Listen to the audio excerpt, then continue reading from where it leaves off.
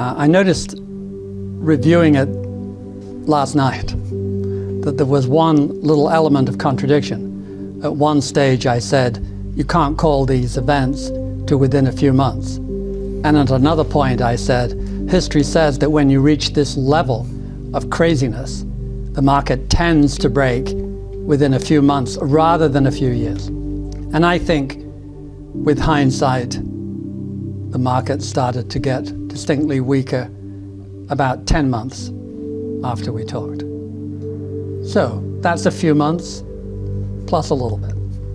All the same, 2021 was a great year for stocks. If I'm not mistaken, the 7th best in a half century. And this has been exactly how the great bubbles have broken.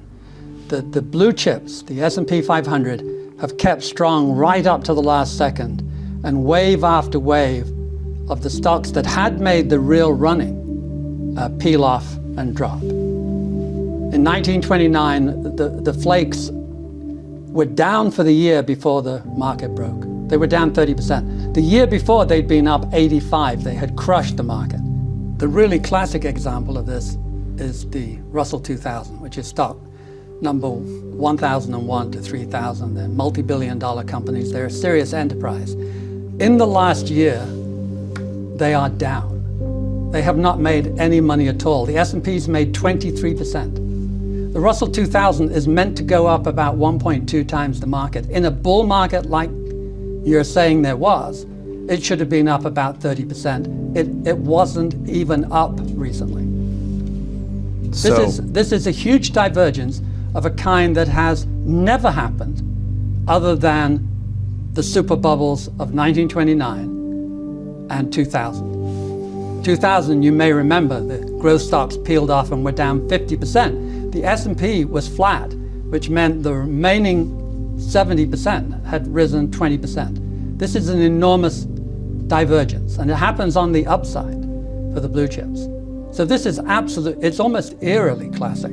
It's a pattern. It's a pattern. It's a very rare pattern. And we have been checking off this list all year. When I sat down a year ago, we had seen the accelerating phase that you need in a bubble. That had taken place last year with the NASDAQ up over 100 from the low, but also up 58% from December of 2019. So even granted that COVID decline, it was a hell of a year. It was a year of acceleration. And the NASDAQ has started to weaken relative to the blue chips. The Russell has started to weaken much more so even than NASDAQ. At the risk of putting words in your mouth, you are as certain as you were then, if not more? I would say clearly more.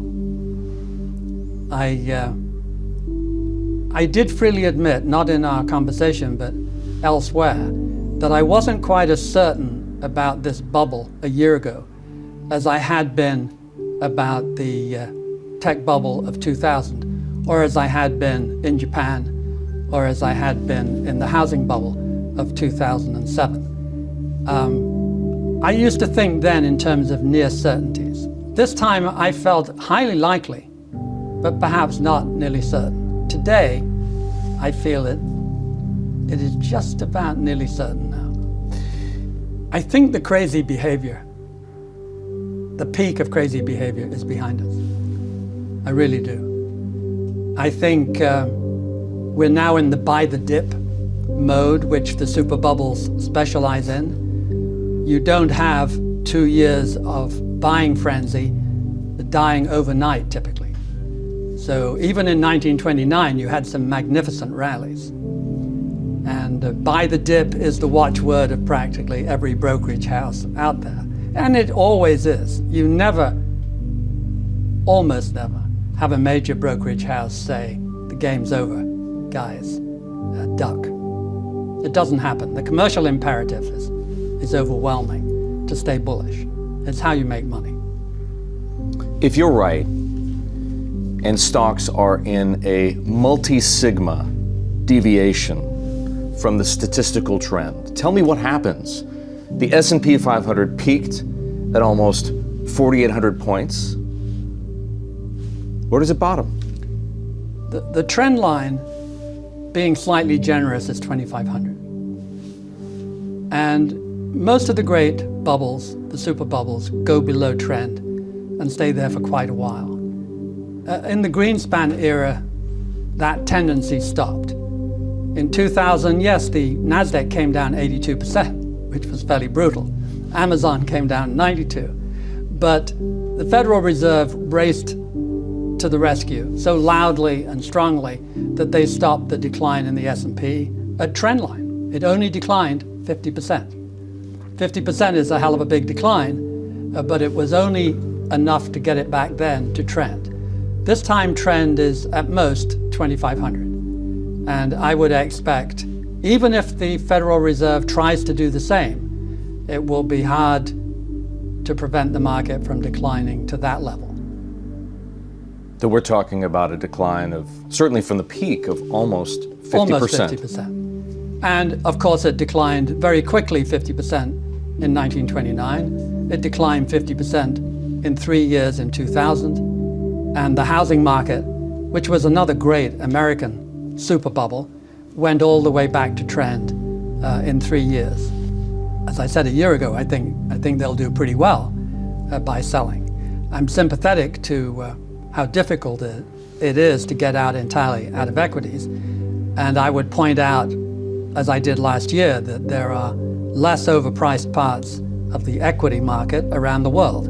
In fact, everywhere is less overpriced than the US. The US is the peak of this bubble as it was in 2000.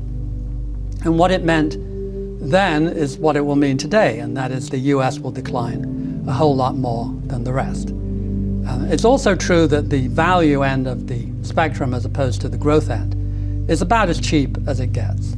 So if you can combine those by buying value stocks outside the US, I would say particularly emerging markets, but there's quite a few countries, Japan, the UK, where the markets are. If they're overpriced, they're only moderately overpriced. The US is not moderately overpriced. It is shockingly overpriced. You and I have talked about the perils of shorting single name stocks. It's dangerous business. But given where things are and your level of certainty, would you short an index? Would you short tech stocks? Would you short the S&P 500?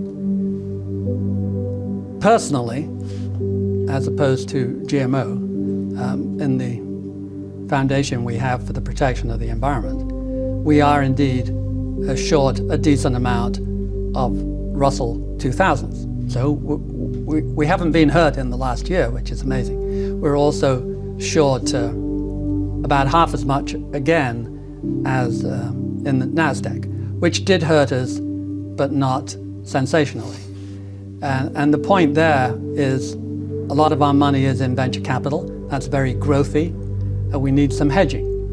And if we weren't exposed to a large amount of growth stocks, I suspect we would skip the hedging. We would skip going short. In any case, I would never short an individual name. I would only short a broad index. And the indices I would short, if I was up for that, would be the Russell 2000, because they have a high density of flaky companies that aren't making any money, and the NASDAQ, which also has a high percentage of companies not making any earnings at all. What makes the NASDAQ more complicated is that it has these remarkable FANG stocks in it. And that makes life complicated. What if I'm a long-term investor, say running a pension fund or managing my own 401k, which I should add, I don't. But what if I'm one of those people and I look at history and history tells me that over time, independent or including crashes, stocks deliver a handsome return. And if I just stay in the market, I'll get that return, whether it's 7% or 8% or 9% or 10% over time. You know, if you could set your dial for 50 years and throw the key away, that might make some sense. But let me remind you that in 1929, you didn't get back in real terms until about 1954. That's a long wait. In 2000, you didn't get back for 13 years. By modern standards, that's a pretty long wait. And in Japan, which is really the granddaddy of both bubbles, land and stocks, they are not back to their 1989 peak today. That is a very, very long wait. So if you think you can stand it for 10 or 20 or even 30 years, be my guest. But history says a lot of you will not stand it. A lot of you will become more conservative deep into this kind of correction. And what about the real sour grapes critics, the ones who say you're just a broken clock that's only right twice a day? We have a relatively humble measure of success, and that is at some future date, if you got out when I said get out, you will be glad. It doesn't mean you won't suffer in the meantime, but at some future date, you will be glad. That worked in Japan. We were very early. But if you'd gotten out when we got out, and you'd suffered as the Japanese market went up, you would still have made and saved a lot of money on the round trip. The same in 2000. We were basically recommending that you ease up on US equities by mid-98. And that was a hell of a rally, and that was brutally painful. But it was still a level where you made tons of money. By 2002, the market was much lower than that. Why doesn't getting out mean, for GMO included, mean liquidating, going to cash? I think commercially it's too extreme, to be brutally honest. And secondly, if you can execute the strategy that I described, there is a really respectable chance that you will make money.